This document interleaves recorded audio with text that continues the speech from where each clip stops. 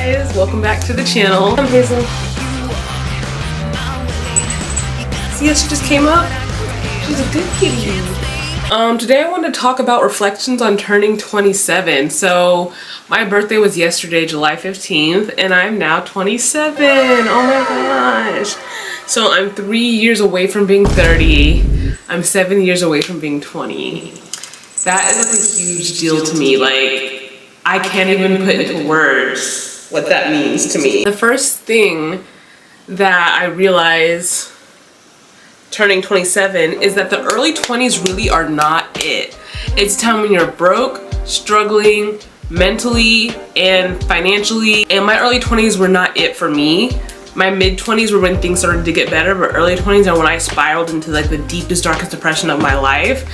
And it's just funny because I always thought in your 20s that the early 20s would be the most fun, the most like, at 27, I feel like I go out more, I have more fun, I'm more mentally stable. The second realization I have is that in this economy, there's no way that I'm gonna have a house by the time I'm 30. So I really want to live in a house like now. I've been doing apartment living since I was 18, and at first it's all cool and you love it. You're like, oh, this is fancy, like my own place, and you're like, this is so exciting. I liked what the apartment had to offer. But now, after going through different like problems living in apartments, a couple years I did live in a townhouse. There's so many reasons why I want to live in a house. One, you have a backyard. I'm tired of having like the shared lawn area where it's not really your own backyard. Two, the mailbox is right up at the front door. Three, the trash is right up at the front door.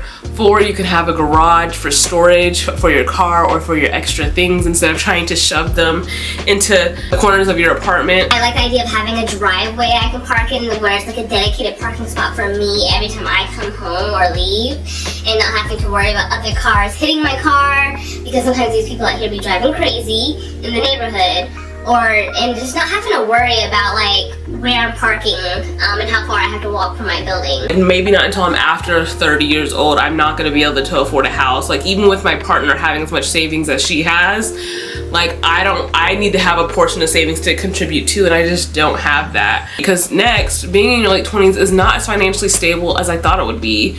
I just now got a job after being unemployed outside of my field of preference for a year and a half. And my first day is on Monday. Today is Wednesday. And it took me a year and a half to get this job.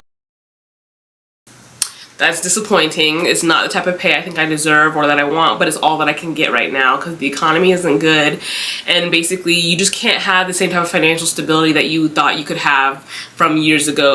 Another realization is that I really like going out. Going out makes me feel young. I don't like the act of drinking, but I like being drunk, so that's that. I've come to the realization that I don't really like how it feels to have long hair, but I love the aesthetic of long hair. And that's something that I'll have to figure out, like what I'm gonna do with that, like as time goes by. Cause like right now my real hair is short and I'm sick of it being short. I want it to be long. I miss having long hair and all the styles you can do with it. But maintenance wise, shorter is so much better, especially when you have like black hair. It's just way easier to deal with like curls that are like short versus long curls that can get really tangled. So another realization is just how hard it is to keep in touch with your friends who you really do love and want to see all the time. But it's just hard when you live in different states, different cities, keeping that connection going for as long as, you know, and as strong as you want it to go. But you can try by visiting each other every few years, texting each other every couple of weeks, calling each other every couple of weeks or months. Just doing your best to keep the friendship alive. And it won't always feel exactly the same as it used to and stuff, but you can always get back to that point if you were put in the same environment again with them, or like put in an environment where you're exposed to each other for a long period of time. Like the friendship can grow just as strong again. So like I feel like I've learned to like not lose hope over like what's happening in the friendship or not being exactly the same, because that's just the nature of things. I've learned that cats really do have different personalities. So I have my cat Hazel right here who's behind me, and she is super duper calm, chill, polite, does not like to play, does not like to be scared, very skittish. And then our new cat Pepper is crazy, likes to bite and play, like super social, comfortable around people. And I just never knew like cats could have such vastly different personalities. And it's kind of crazy because I did have cats when I was a child growing up. We had them for like a couple months, and they had different personalities too, but they just weren't as like polar opposite as Hazel and Pepper are. And so learning that you really have to find the right type of cat for you, like for your temperament. And honestly, it's nice having 2 cats because you have the chill cat for when you want chill cat time and the energetic cat for when you want energetic cat time. So I think it's like, it's a good trade-off to have both types of cats. I've learned from posting online that people will randomly just hate on you for no reason. And like the hate will sometimes just be criticism where it was like, well, no one needed you to say that. Like I got criticized because I made a hair tutorial video on my TikTok where I put my hair up into like 2 little ponytails right there, and I called it anime kawaii style hair. And it wasn't like, it was very low effort on my part. But then there's people who comment pointing that out going, girl, be for real, it's just a ponytail. And I'm just like, why you gotta hate on me like that? Why can't I just breathe? Why can't I live? Why can't I be delusional?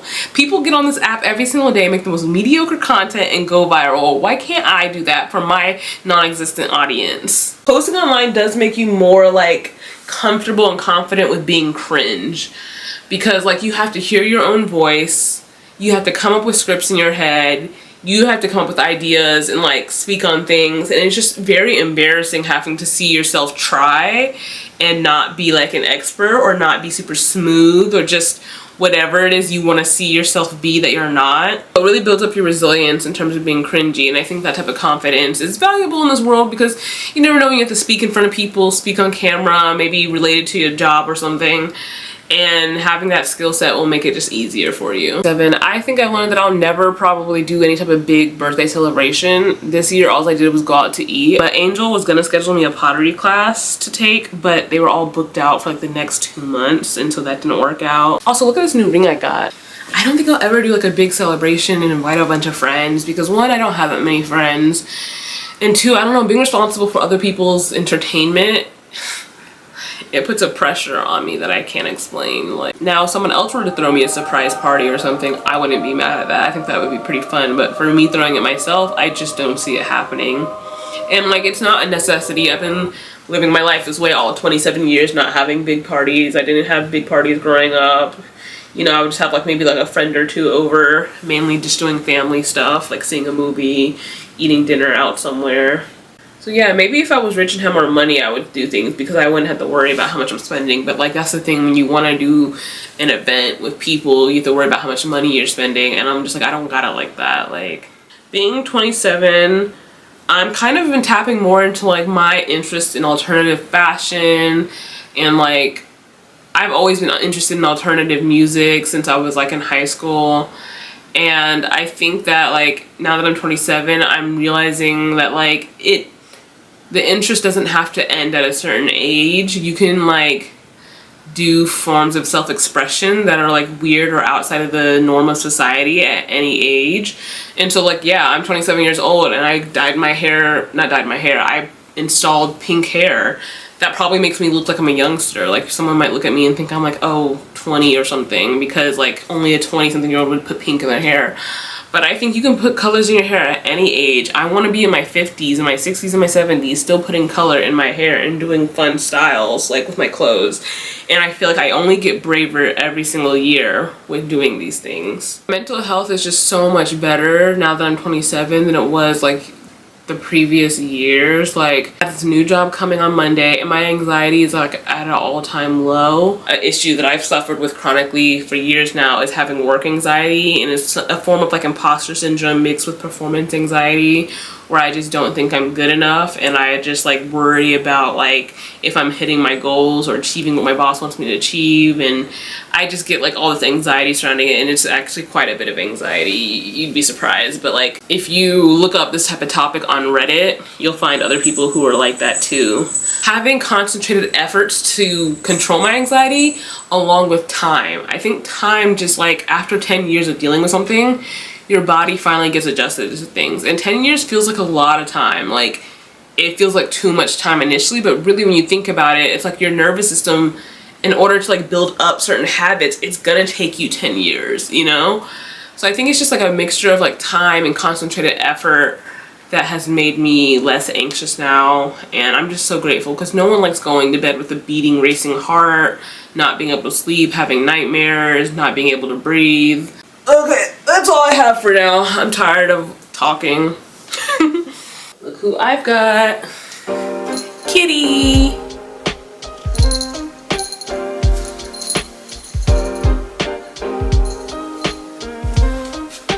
I'm trying to decide if tonight I want to go out to this club I regularly go to, or if I want to go out tomorrow night to a club I've never been to before, where it's going to be an LGBTQ event happening and like Beyonce music playing.